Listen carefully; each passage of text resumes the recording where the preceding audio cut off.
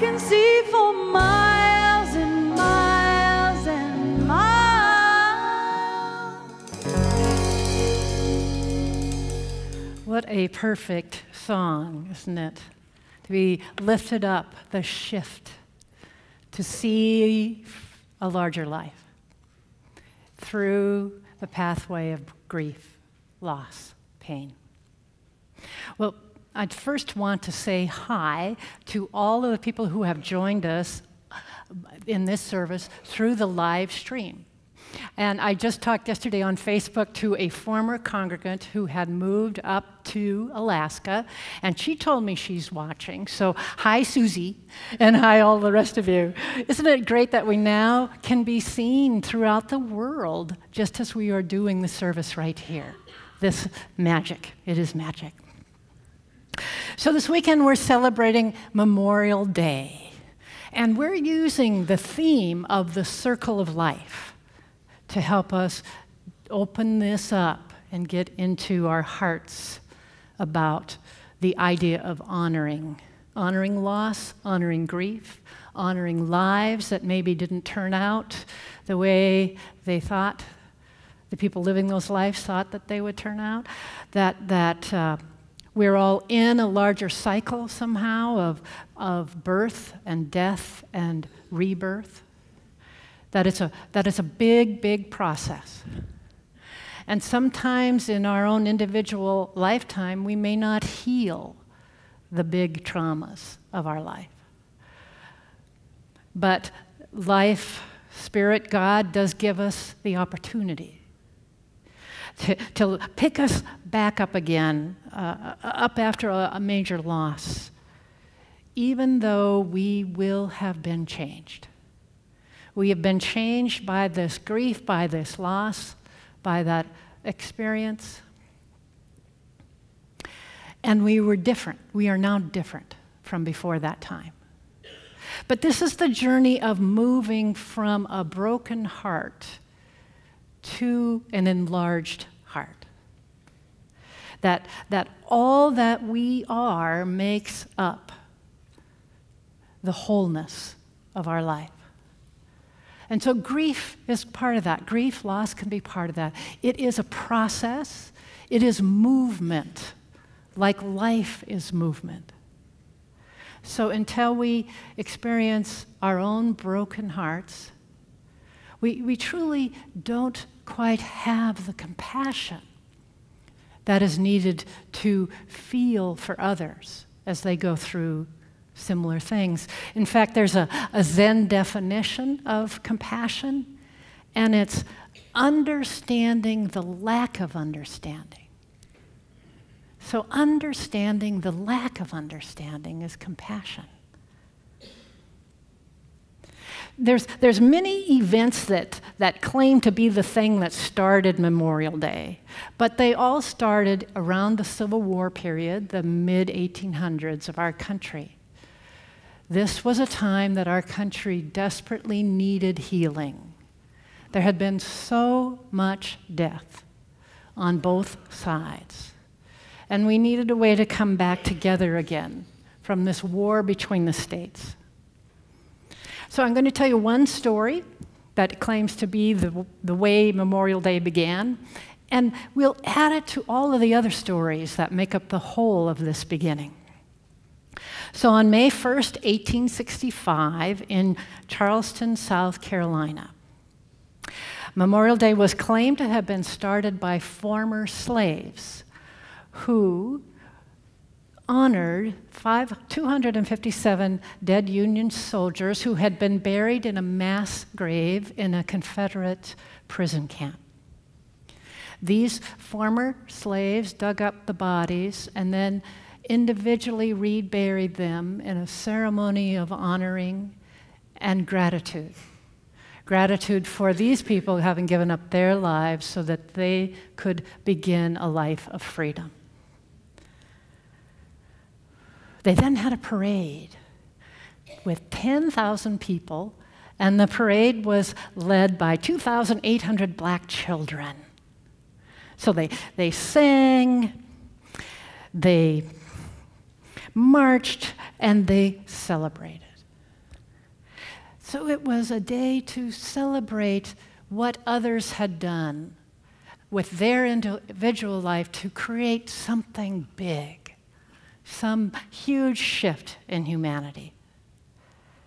So we didn't learn about this story in school, at least I didn't learn about that story in school, but we're now starting to hear more about what makes up the totality of our experience as a nation, our experience of Memorial Day itself, a time that we needed to come together.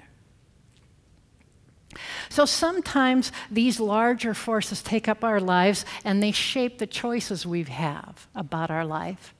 So today we're going to honor everybody's life, everybody's life.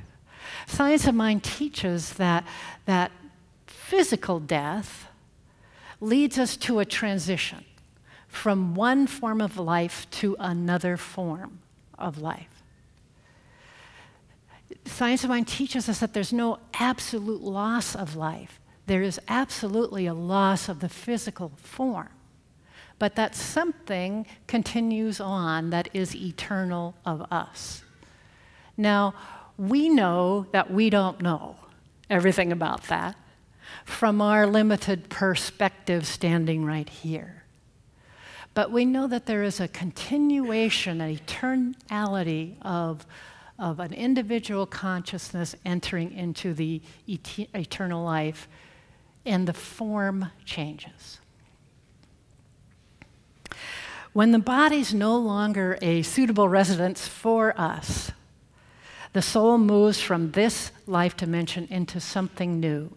So it's a transformational process, it's a birth process, it's a never-ending growth process. But those of us left behind here in the physical plane, we grieve, right? We grieve the loss, the physical loss of the people that we love, people who are important in our life. And the same is true for the loss of animal companions, those dear ones that find their way into our hearts and then nestle right there in the middle in the unconditional love that they accept us in. And so today is also the initiation of a new animal ministry here at CSL, to be a place to honor all kinds of love, including the love that our animal companions bring into our life.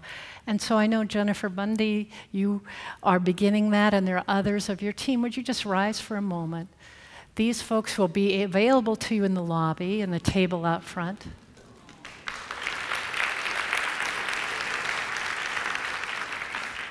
And you'll recognize them with the animal ears that they're wearing. Many times our culture doesn't give us a public way to grieve the loss of that kind of love. And so we're expanding in this way too. We're expanding in a public way to support all kinds of love, dear members of our family, dear friends, and the animals who companion us along the way, through all kinds of ceremonies like the ceremony we're going to have today together. Because these public honorings help us to heal. They're part of the process of healing. So each of us go through this cycle of life in our own unique way, and I'm going to share the story of my dad as one example of a cycle of life, a life that took him on a journey that he had no idea he was going on. So Dad, at age 18, graduated from high school in Spokane, Washington. A recruiter came up the West Coast to recruit civilians to go work in Pearl Harbor, which is what he did as a high school graduate. He went over to Hawaii, found himself a Waikiki beach shack to stay in, paradise there on the beach, working at Pearl Harbor, took an extra shift for a family man who didn't want to work on a Sunday, and was working there at Pearl Harbor and looked up and saw a plane with a sun on the back of it. And he asked his boss, "Should those planes be flying here?" And his boss said, "Don't worry about it. They do tests all the time." Then those planes started dropping bombs, and he decided this was not a test. So my father was there at Pearl Harbor. He said it was that one of those experiences like at a car accident where life goes into slow motion, and he could see the pilots flying by him as if he could touch them. And they moved into the inner harbor, dropped their bombs, turned around, and he could see them clearly leaving, and they came a second time. So he decided to hide under a pile of wood until he figured out that wood maybe wasn't the best thing to be hiding under. So the bombing unfolded before him. He was never physically hurt.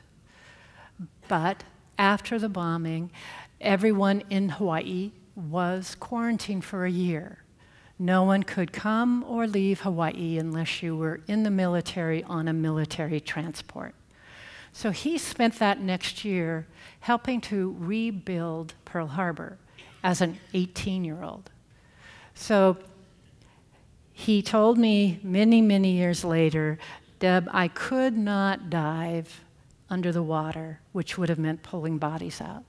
But he did clean and clear and rebuild on the land.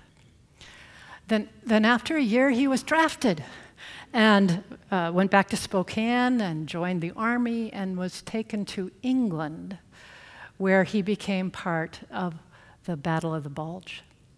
That means he arrived in Europe on the shores of Normandy, went through Belgium, Holland, Germany, to the fall of Berlin. Death and destruction all around him.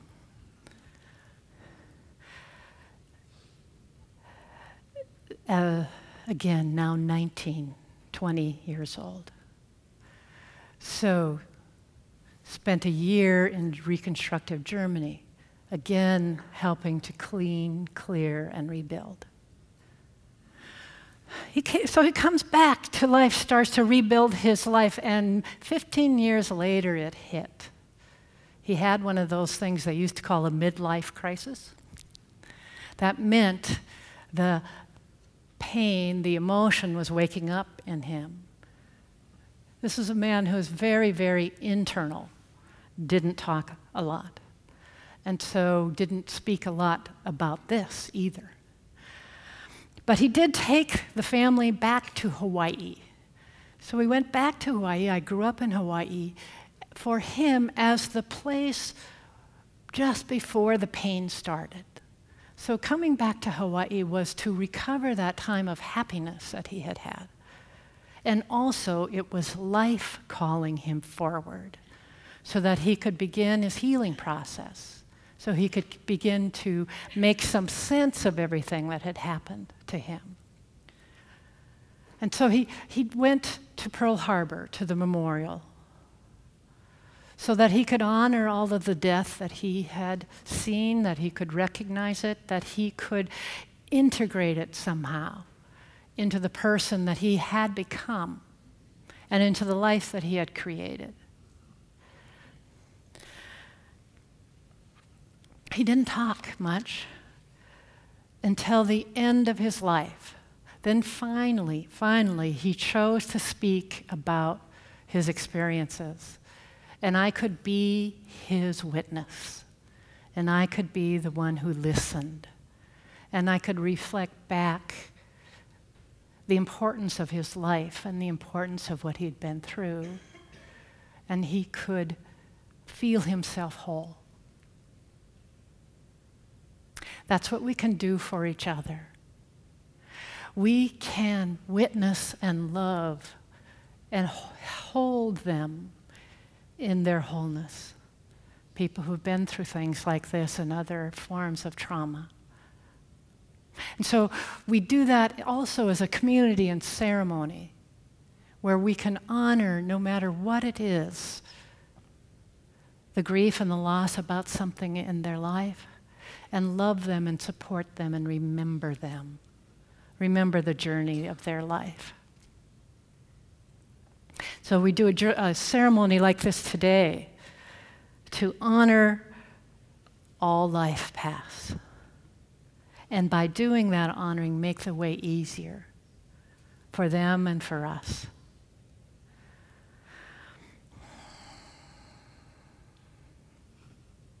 And so this day I remember my father. And now Reverend Barbara will continue this story and then lead us on in a ceremony. Thank you, Deborah. That was beautiful. So this morning I began, created a talk to begin a certain way. And it's always funny how spirit can speak in the last moment. And what happened for me was I was walking through the fellowship hall and I saw the beautiful dogwood in a vase that we now have on the table. And it reminded me of my dad. And so and then Deborah said, let's put a table between the chairs. And I said, then we'll need flowers, right? And I said, I know, I can go get the dogwood and bring them forward. So my dad is right here with me because the dog would remind me of him, and he passed away 6 years ago. And so I want to say something a little bit about what memory is in Memorial Day. And so memory is the faculty by which the mind stores and remembers information. So we have a capability and a faculty to have that. And so I remember, through seeing the dogwood, my father. And what I remember most about that, dogwood always reminds me of him, is because we lived on 5 acres of beautiful Pennsylvania woods, and he loved to walk the woods. And in the spring, they would be splattered with dogwood, white dogwood. And he would walk the grounds, and he would come back to us kids, and he would say, I just walked the property, and we have 365 dogwood, one for each day of the year. And I don't know to this day if that's true, whether there really were 365, but I know we were thrilled that we thought there was. And dogwood will always be in my heart, reminding me of my father. And so there's the faculty of the mind, how beautiful that we can have a memory. Or have memory. And then there's the memory, and that is remembering not only the dogwood that he counted, right, but also the time that I planted dogwood with him, because all the dogwood in the woods were white, but the dogwood that were out in the that we planted which was the manicured part of the property we planted, were pink. So they're the beautiful pink dogwood, right? And I remember building fences with him, and our fences were made of stone and railroad ties. And, I get that I got my strength from my dad. And so sometimes here, people will say, oh, let me help you with that. And, I'll be setting up a table or something. And I say, well, I used to build rock fences with my dad and stone walls. And he said, and so I would say, I can do this. I'm strong, I remember, because I remember that strength really comes from my dad. Not only the strength in physical strength, but also the strength in being able to be present. So what that reminded me of was that there's a definition of a word called chi. So chi is, or there's 2 definitions that I'm going to share with you. One definition of the word chi is that it's the life-giving force of life. And I studied acupressure, and so did a lot of study in that field. And I had a friend of mine who studied acupuncture, and we talked about chi a lot. The fact that we're alive is that we have chi, and chi runs through us. And then when we pass on from our bodies, the chi might leave our bodies as far as the fact that it animates us. However, it doesn't die, because energy never dies. It does transform. So that supports the idea of our thoughts of the eternal life, this eternal life that is ever giving of itself. We may lay down our bodies, however, our spirit goes on. And our spirit lives in memories. Our spirit lives in others and through others as memories, because so many people have shaped our life, whether they were close to us or whether they were somebody who did something grand and large in life, like most recently Nelson Mandela passing. Or if we think of our past presidents, we can think of Kennedy, or we could think of Thomas Jefferson or Lincoln. And we think about the people who have done big things that we might use their quotations because they have touched us. And so we may speak of them because we're inspired by them. So many have gone on before us. But this definition of chi is interesting, because then my friend and I were talking one day, and he had just come back from a conference, from his acupuncture conference, and he said, I just found the most fantastic definition of chi, and the definition is that it's the capacity for relationship.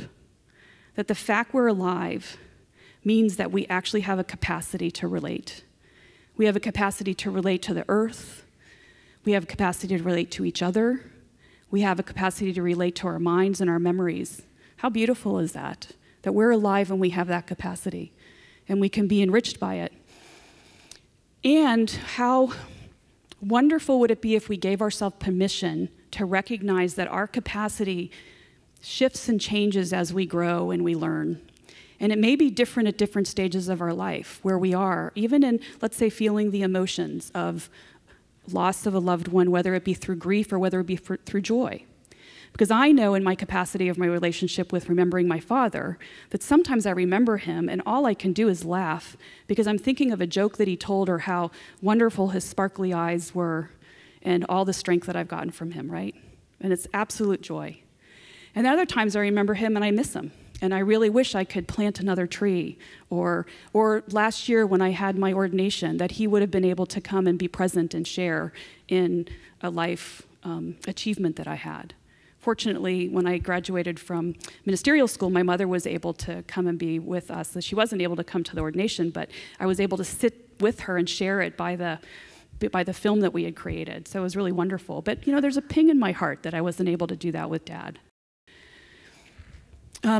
So what that made me think about is that as we all have a different capacity at different times, when my dad passed away, I flew out to Pennsylvania. My mom wasn't doing very well, and we weren't going to have an open casket at the viewing.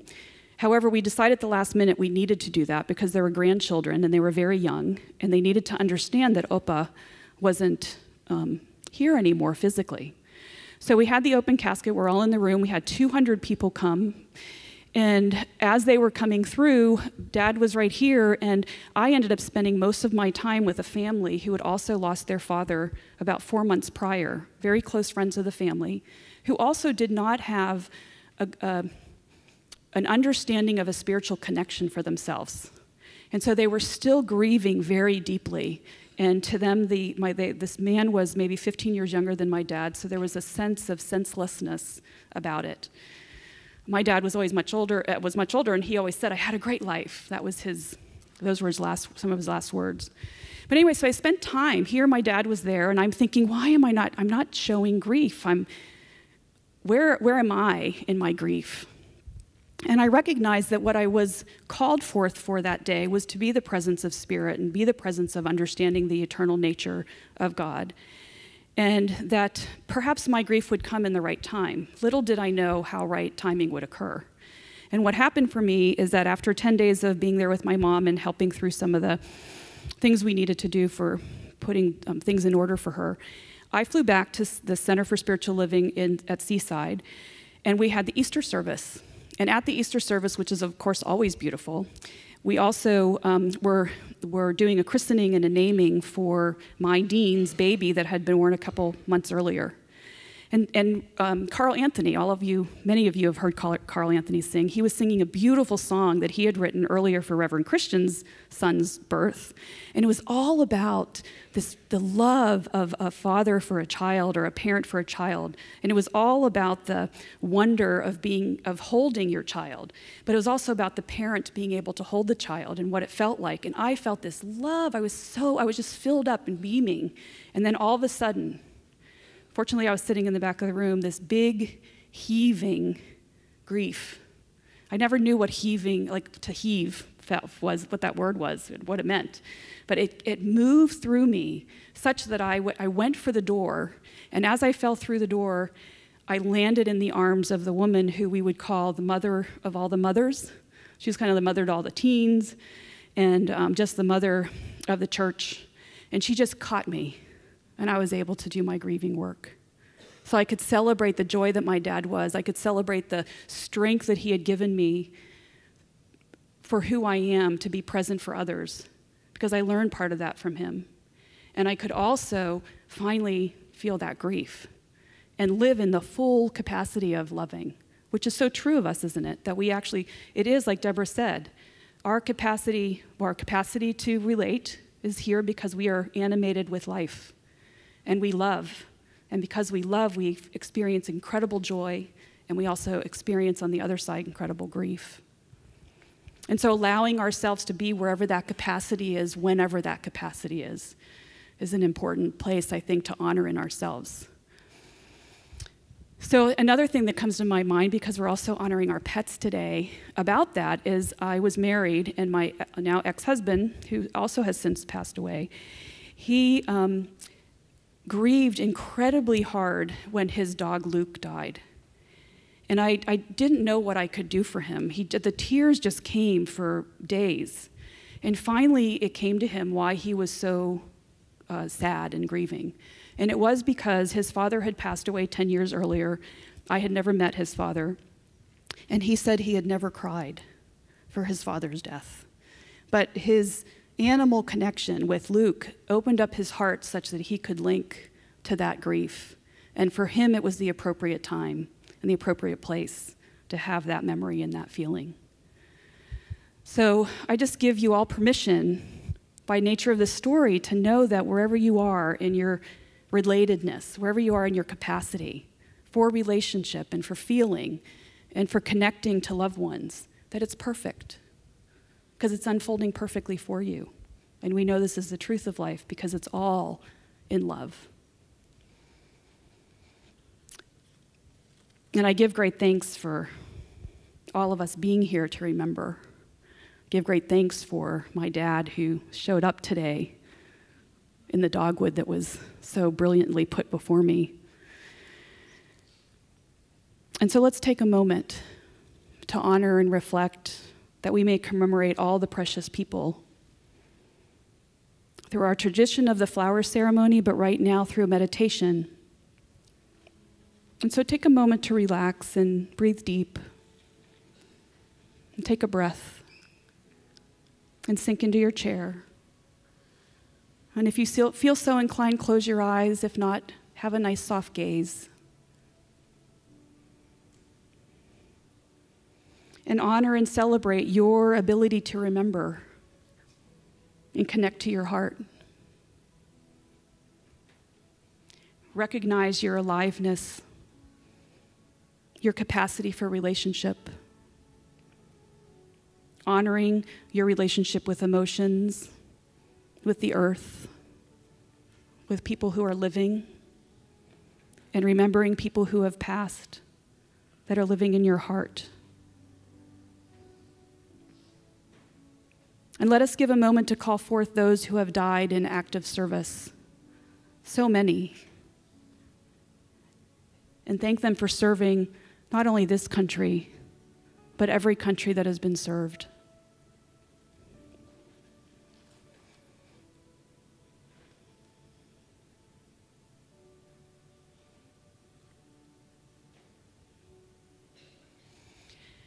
And let's call forth those who have lived life large, who have touched our lives in big ways because of how they've lived as examples for life. Mother Teresa or Gandhi or Martin Luther King, or any of those that have touched your lives.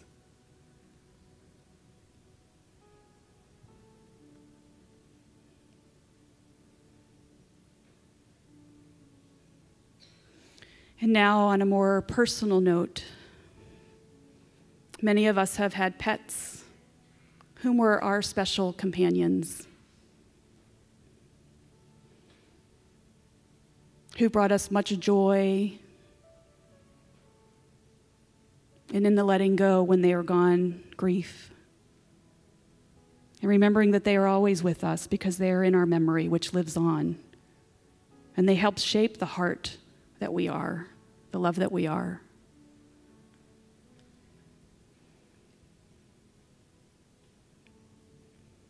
And now those who are close to us, perhaps no longer in body, however, who also live in our hearts,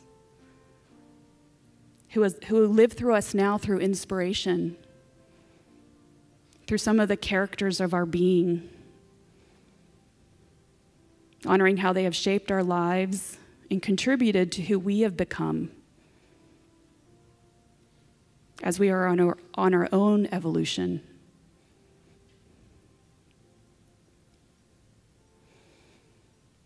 And now let us give thanks and praise as we honor those through our flower and our paw blessings. I'm going to invite Reverend Debora to come forward and guide us in ceremony.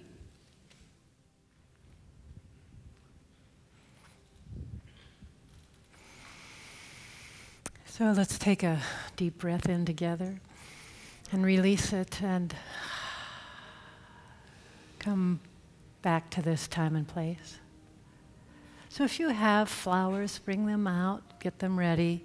And if you have more than one flower and you'd like to share, look around. There might be someone who doesn't have flowers with them today, and you could brighten their day. And if you didn't get one of these paw prints, the ushers will come forward.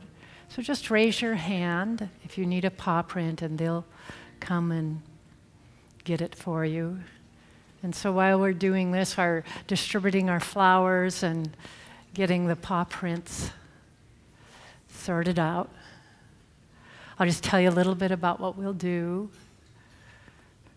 We're going to be embraced by the beauty of music playing for us, and as you feel ready, we'll have you come forward.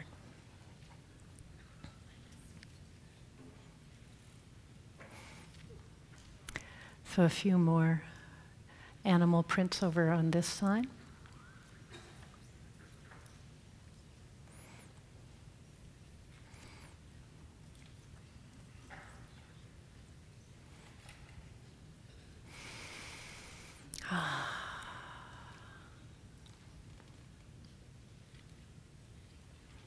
There we go. So the way to use the paw print is you can write a name or a memory, or simply have it be blank because you know what it is.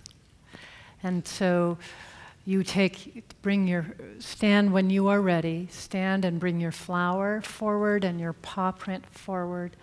And as you put the flower in the vase and the paw print by the vase, say a prayer of gratitude, of thanking, of honoring those that brought you love, brought you joy, brought you into life, but are no longer with us. And let us begin.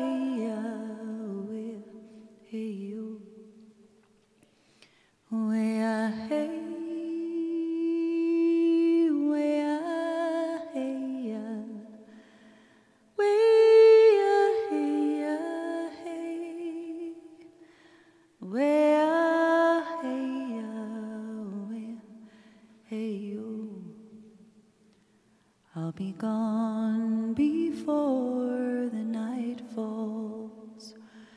I'll be gone before long. I'll be gone before you waken. But I leave you with my song. I shall never leave you. You will not be alone. I'll stand by and watch you grow. You won't see me, you won't feel me. You will know when you hear my song. You must run to find the stillness. You must stand to lie down. Your courage will not fail you. You will find it in my song. I shall never leave you. You will not be alone. I'll stand by and watch you grow. You won't see me, you won't feel me. You will know when you hear my song. You will know when you hear my song. Way-a hey, way-a hey-ya. Way-a hey-ya hey.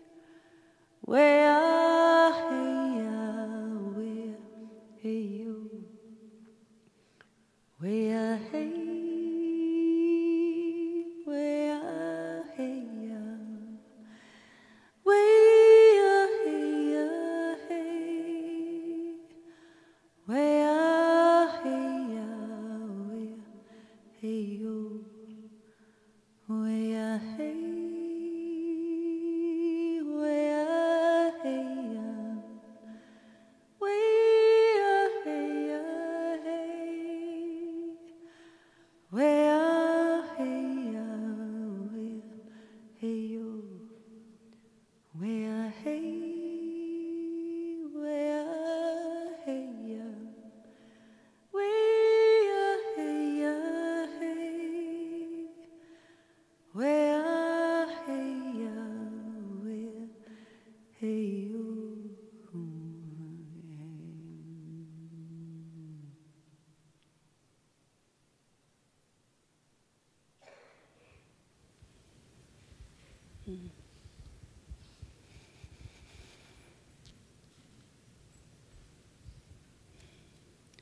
So on the wings of our open hearts, let us know and recognize the one power, the one infinite grace, life itself. For in all the cycles of life, it pours itself forth.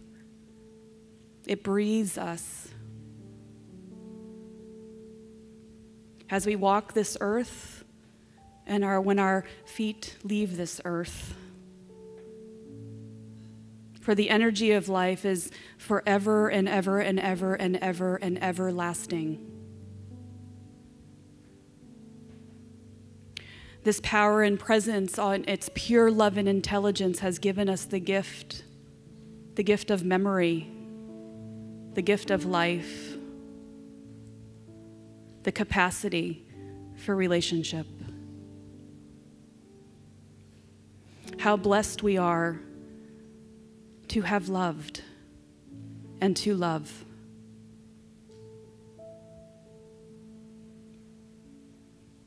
Let us know together that we are each other's strength. We are each other's support.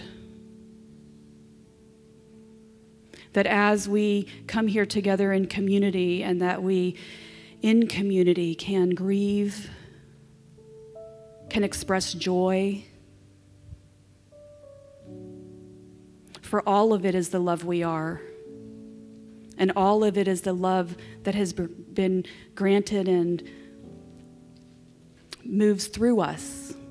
Life is forever moving in its good grace through the seasons and the plants and the animals' lives and the lives that we are.